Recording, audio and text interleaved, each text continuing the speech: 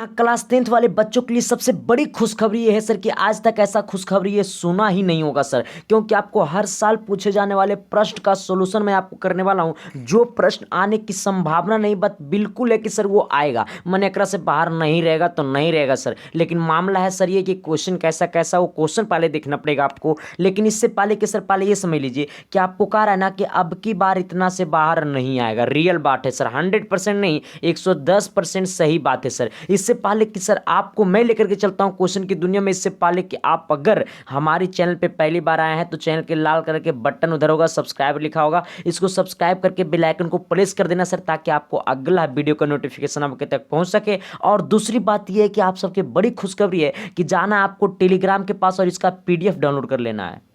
देखिए पीडीएफ कहाँ से मिलेगा पहले ये समझिएगा। देखिए सबसे पहली बात है कि चैनल पे नए हो तो इसको सब्सक्राइब करके बेल आइकन को घंटा दबा देना। और दूसरी बात है कि आपको पीडीएफ फिर टेलीग्राम चैनल पे मिलेगा सर। टेलीग्राम चैनल को जाना है, टेलीग्राम को इंस्टॉल करना है, लिखना है @संदीप7295। यहाँ से आपको पीडीएफ मिल जाएगा और आपके क्लास 10th के सारे वीडियो भी आपको मिल जाएंगे सर। और ये मेरी फेसबुक आईडी है, मेरा इंस्टाग्राम आईडी है सर। तो इससे पहले मैं आपको क्वेश्चन की दुनिया में लेकर के चलता हूँ सर। मैंने आपके लिए कैसा कैसा क्वेश्चन लाया हूँ, और वो क्वेश्चन लाया हूँ सर जिससे आपको रियल में प्यार हो जाएगा। जिसे कहता है ना प्यार, वही प्यार आपको आज दिखेगा कि हकीकत प्यार क्या होता है। चलिए आइएगा सर। देखिए क्वेश्चन क्या कर रहा है, पहला क्वेश्चन कह रहा है ना, कह रहा है रासायनिक अभिक्रिया किसे कहते हैं। देखिए सबसे पहले कह रहा है रासायनिक अभिक्रिया किसे कहते हैं। हाँ, और एक दूसरी बात ये है ना कि ये मेरी व्हाट्सअप नंबर है, ये मेरी व्हाट्सअप नंबर है। इस व्हाट्सअप नंबर पे आपको क्लास 10th लिखना है, और बॉय है तो बॉय लिखना है, या फिर गर्ल है तो गर्ल लिख करके मैसेज कर देना सर, ताकि आपको मैं ग्रुप में ज्वाइन कर दूंगा। और यही व्हाट्सअप नंबर पे और यही ग्रुप पे आपके बोर्ड एग्जाम में आधा घंटा पहले पूरा ऑब्जेक्टिव जाएगा सर। और कौन ऑब्जेक्टिव जाएगा वो नहीं जाएगा सर, वो तो आपको एग्जाम के दिन ही पता चलेगा सर। तो चलते हैं क्वेश्चन की दुनिया में सर। देखिए सबसे पहले क्वेश्चन क्या कह रहा है, क्वेश्चन आपका कह रहा है ना, थोड़ी सी क्वेश्चन पे आपको गौर फरमाना होगा सर। क्वेश्चन आपका देखिए बहुत लाजवाब टाइप का क्वेश्चन है सर। ऐसा क्वेश्चन से आपको बहुत कम मुलाकात होते हैं, और ये सारा क्वेश्चन आपको एक बार नहीं लमसम 2 4 10 बार पूछा हुआ क्वेश्चन है। कह रहा रासायनिक अभिक्रिया किसे कहते हैं। देखिए सबसे हल्का क्वेश्चन से आपको मैंने लिया, कह रहा रासायनिक अभिक्रिया किसे कहते हैं। तो देख के डरेंगे ना रे बुर्बक, देख के डरेंगे ना, हम सब बिहार वाले हैं, देख के डरने वाले हैं रे, लड़ने वाले हैं। कह रहा रासायनिक अभिक्रिया किसे कहते हैं। देखो रासायनिक अभिक्रिया में क्या होता है ना कि जैसे हमें दूध से दही का बनना, और तुम लोग बिहारी है तो समझ में करता हो कि दूध क्या होता है। देखो दूध है ना, जब दूध को हम लोग गर्म करते हैं, गर्म करने के बाद जोरन देते हैं, तब उसमें जाकर के दही बन जाता है। अच्छा जब दूध से दही बन जाता है तो क्या वो जिंदगी में कभी दही से दूध बनेगा। अच्छा बनेगा तो सोच नहीं सकता है, बनेगा कभी ना बनेगा। अच्छा जब लोहे में जंक लग जाता है, क्या हो जाता है, लोहा में क्या हो जाता है, जंक लग जाता है। कहा जैसे लोहा में जंक लग जाता है, तो वो लोहा में जब जंक लग जाता है तो वो लोहा सड़ जाता है। जैसे अगर प्यार में एक बार कोई धोखा खा जाता है तो दोबारा वो प्यार करना चाहता नहीं है सर, यही मामला यहाँ है। देखो इधर कह रहा ऐसी प्रक्रिया जिनमें नए गुण वाले पदार्थ का निर्माण होता है। कह रहा है वैसी प्रक्रिया, कह रहा है ऐसी प्रक्रिया जिनमें नए गुण वाले पदार्थों का निर्माण होता है। मतलब एक ऐसी प्रक्रिया है जिसमें नया गुण वाला पदार्थ बनता है। नया गुण वाला पदार्थ बनता है, ऐसा नहीं कि नया गुण वाला पदार्थ बनबे नहीं करता, नया गुण वाला पदार्थ बनता है। तो यही बात है कि ऐसी अभिक्रिया, ऐसी प्रक्रिया जिनमें नए गुण वाले पदार्थों का निर्माण होता है उसे रासायनिक अभिक्रिया कहते हैं। इसका एग्जाम्पल भी लिख लीजिएगा, जैसे में लोहे में जंक लगना। अच्छा जब लोहा में जंक लग जाता है तो क्या वो कभी भी ओरिजिनल लोहा होता है नहीं, उसका वजन घट जाता है, वो लोहा कमजोर पड़ जाता है। जो प्यार में एक बार धोखा खा लेता है ना तो कर दिल करता है ऐसे फुकुर फुकुर फुकुर फुकुर फुकुर फुकुर। यही बात यहाँ है। चला अब देखो इधर आना, दूसरा बात है कि दूध से दही कब बनना है। और जितना लोग बिहारी हैं तो दूध दही खेबे करता होगा। चला दूध, अगर दूध से दही बन गया तो कभी जिंदगी में दही से वो दूध बनेगा, बिल्कुल ना बनेगा रे बउआ, कभी ना बनेगा। हाँ वो थोड़ा सा ध्यान में रख लेना। अब देखिए तो सर यही कहा जाता है ना कि हमारा पहला केस यही है सर कि आपका दूध से दही का बनना। तो आपका क्या कहकर रासायनिक अभिक्रिया किसे कहते हैं, ये क्वेश्चन आपको 2009 में भी पूछा था, 2013 में भी पूछा है, 2014 में भी लगातार ये क्वेश्चन पूछ दिया सर। मतलब ये वाला क्वेश्चन आपको जो है ना बड़ी मजेदार हो चला, इसलिए कहते हैं चैनल पर नए हैं तो चैनल को सब्सक्राइब करके ही जाना, और बेल आइकन को प्रेस करके दोस्तों को शेयर कर देना सर। चलते हैं अगली क्वेश्चन की दुनिया में सर। चलिए अगला क्वेश्चन देखिए क्या कह रहा है। अच्छा अरे मम्मी क्वेश्चन है रे, देखना रे। कह रहा उत्सर्जन क्या है, कह रहा उत्सर्जन क्या है। और लड़की लोग सुन रही होगी उत्सर्जन बायोलॉजी का पार्ट है। हाँ, अब बड़ी मजेदार पार्ट है, बायो में एकदम बड़ी इस्तेमाल होता है। देखो कह रहा है उत्सर्जन क्या है, दो प्रमुख अंगों के नाम दे। कह रहा है उत्सर्जन क्या है ये भी लिखें और इसके दो प्रमुख अंगों के नाम लिखे। लेकिन सबसे पहले ये समझ लेंगे कि ये उत्सर्जन होता क्या है। तो शरीर में अप उपचयी क्रियाओं द्वारा बने नेत्रजनीय अपशिष्ट पदार्थों को शरीर से बाहर निकालने की प्रक्रिया को उत्सर्जन कहते हैं। जैसे देखो इधर पसीना के द्वारा जो भी बाहर निकलता है ना, वही हमारा क्या होता है, अपशिष्ट पदार्थ, वही हमारा उत्सर्जन का काम करता है। जैसे मूत्र हम लोग क्या करता है कि हम लोग मूत्र जो होता है ना, वो अपशिष्ट पदार्थ को शरीर से बाहर निकालता है। इसलिए हम लोग को ये चीज़ ज़रूरी है सर, कंपलसरी है ना सर, ये तो हर किसी इंसान के साथ होता है।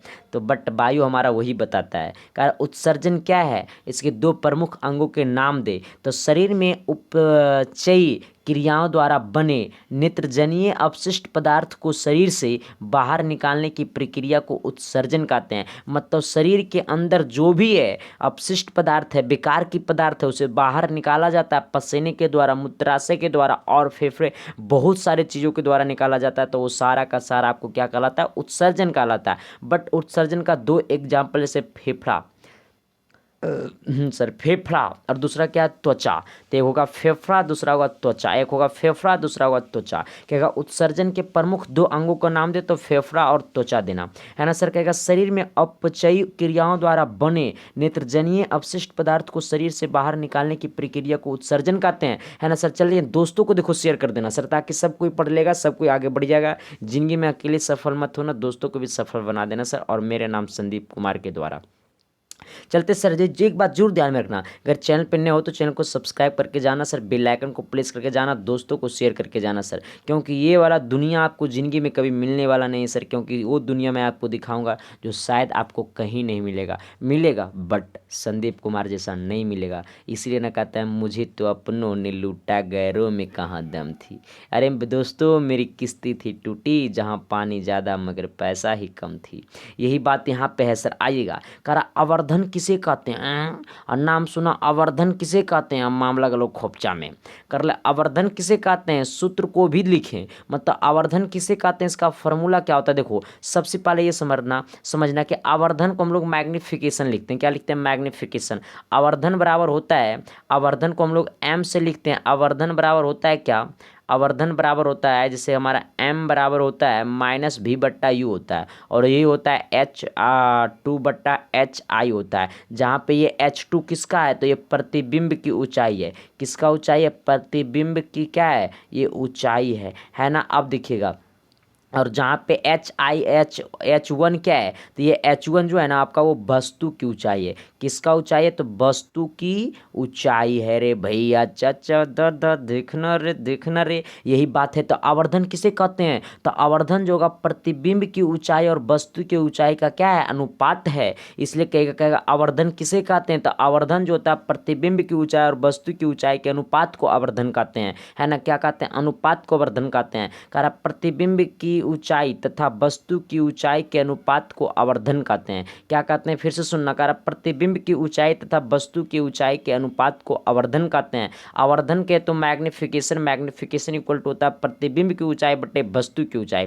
फिर से अगर कहेगा आवर्धन यानी आवर्धन कहेगा तो मैग्निफिकेशन इक्वल टू होता है प्रतिबिंब की ऊंचाई बटे वस्तु की ऊंचाई। जहां पे एक और होता है, ये तो मैंने आपको एक ही चीज लिखा है, एक और होता है आवर्धन को हम लोग m से डिनोट करते हैं। आवर्धन बराबर होता है -v/u, जहाँ पे भी क्या है, तो प्रतिबिंब दूरी है। ये प्रतिबिंब की क्या है, ये दूरी है, प्रतिबिंब की दूरी है, प्रतिबिंब की क्या है, दूरी है। और u हमारा क्या है, तो u हमारा जो ये दिखाई दे रहा है ना आपको, ये हमारा वस्तु की क्या है, वस्तु की दूरी है ना। इसलिए सर हमारा ये भी जो है वो प्रतिबिंब की दूरी है, और u जो हमारा वो वस्तु की दूरी है ना। तो कहेगा आवर्धन किसे कहते हैं, तो आवर्धन what do mean by magnification. Magnification जो होता है हमारा, वो प्रतिबिंब की ऊंचाई और वस्तु की ऊंचाई का अनुपात है। तो कहेंगे प्रतिबिंब की ऊंचाई तथा वस्तु की ऊंचाई के अनुपात को आवर्धन कहते हैं। आवर्धन बराबर होता है प्रतिबिंब की ऊंचाई बट्टा वस्तु की ऊंचाई, जेमा खोपचा में एक फार्मूला होता है m बराबर -v बट्टा u बराबर h2 बट्टा h1, जहाँ पे h2 हमारा प्रतिबिंब की ऊंचाई और h1 हमारा वस्तु की ऊंचाई। चलते हैं सर अगली क्वेश्चन की दुनिया में। चैनल पे नए हो तो चैनल को जरूर सब्सक्राइब कर देना, ये तो हमारी रोजी रोटी है, क्योंकि मास्टरवा सब कुछ भूल जाएगा मगर ये जिंदगी में कभी नहीं भूलेगा। कहाँ से बोलेंगे, चला यह तो पैसा मेरा देता है रे, यही तो सब कुछ है मेरा ज़िंदगी का। आओ देख चला। और दूसरा तुम है, पहला तुम लोग है जो मुझे ने इस लायक बना दिया कि मैं शायद आपका ज़िंदगी भर में एहसान नहीं भूल पाऊंगा सर। बट दोस्तों को शेयर कर देना ताकि सब कोई पढ़ लेगा, सब कोई आगे बढ़ जाएगा। आइए कह रहा है संयोजन, थोड़ा सा आवाज़ कम है, चला हाँ आवाज़ कम हो मामला बनेगा। देखो इधर कह रहा है संयोजन अभिक्रिया से क्या समझते हैं। कहेगा मास्टरवा कहीं पढ़ाता रासायनिक अभिक्रिया, पढ़ा रहा है संयोजन अभिक्रिया, तो जब पूछेगा वही ना पढ़ाएंगे रे बचवा। ये पूछ लिया और नुनू दद्दा सोना देखना रे चेला चेला चेला चेला। अच्छे लिनियन को नमस्कार। देखो इधर कह रहा है संयोजन अभिक्रिया से क्या आप समझते हैं, थोड़ी सी सर कॉल है। संयोजन अभिक्रिया से आप क्या समझते हैं, तो संयोजन अभिक्रिया से आप क्या समझते हैं, तो ऐसी अभिक्रिया जिनमें दो या दो से अधिक पदार्थ मिलकर एक नया पदार्थ बनाते हैं उसे संयोजन अभिक्रिया कहते हैं। वैसी अभिक्रिया जिनमें दो या दो से अधिक पदार्थ मिलकर एक नया पदार्थ बनाते हैं उसे हम संयोजन अभिक्रिया कहते हैं। जैसे देखो इधर मतलब दो चीज़ मिला, जैसे हमारा क्या है ये Mg मिला, Mg क्या तो मैग्नीशियम, मैग्नीशियम मिला किसके साथ, तो मैग्नीशियम मिला आपका ऑक्सीजन के साथ यानी O2 के साथ, और ये मिल करके बनाया क्या MgO, क्या बनाया कहाँ गया ए घसक कारा MgO बनाया। अब देखो इसको हमको संतुलित करने के लिए यहाँ पर दो लगाना पड़ेगा, क्योंकि हो जाएगा 2 MgO हो गया, यहाँ पर कितना हो गया MgO, तो यहाँ पर भी आपको क्या लगाना पड़ेगा 2 लगाना पड़ेगा, तब जा करके क्या हो जाएगा आपको संतुलित हो जाएगा। क्योंकि जब यहाँ पे 2 लगाए तो 2 Mg हो गया है और 2 हमारा O हो गया, जो कि यहाँ पर 2 हमारा O है। यहाँ पर हमारा कितना है 1 Mg, पहले Mg था तो इसको मैंने 2 बना दिया, यहाँ पर 2 लगा देना है ना, यहाँ पे 2 लगा देना सर। तो आपका कहेगा क्या, अगर आपको कहेगा ना, आपको अगर कहेगा ना कि वैसी कहेगा संयोजन अभिक्रिया से आप क्या समझते हैं, कहेगा कि हम कुछ नहीं समझिए भैया, हम एक ही चीज़ समझते हैं, हम बिहारी हैं। वैसी अभिक्रिया जिनमें 2 या 2 से अधिक पदार्थ मिलकर एक नए पदार्थ बनाते हैं उससे संयोजन अभिक्रिया कहते हैं। अब तुम यही समझना, इससे विशेष कुछ नहीं समझना, और समझने टाइम यहाँ 2 लगा देना, मत वरना गलती होगा, मामला फंसेगा, चला हंसेगा तू सब, है ना सर। तो आपका क्लास आज हमारा 4 क्वेश्चन मैंने लेकर के आया सर। तो अगला क्लास अब अगर आप देखना चाहते हैं सर, तो सबसे पहली बात ये है कि अगर हमारे चैनल पे पहली बार आए हैं तो लाल कलर का बटन होगा, इधर सब्सक्राइबर लिखा होगा, इसको दबा करके वो घंटा होगा, घंटों को दबा देना ताकि अगला वीडियो का नोटिफिकेशन आपको पास जाए, इसका मैंने अगला क्लास लाऊँ तब। और साइंस आपका क्लास 10th का फुल वीडियो आपको डेली क्लास चल रहा है, लाइव क्लास भी इसका चल रहा है सर, है ना, लाइव क्लास भी इसका चलेगा, और क्लास 10th का आपको फुल तैयारी चैनल पर मिलेगा सर। तो बस हमारे साथ बने रहें सर, और तो फिर विशेष सर फिर मिलते हैं अगले क्लास में, तब तक के लिए bye sir, thank you, love you.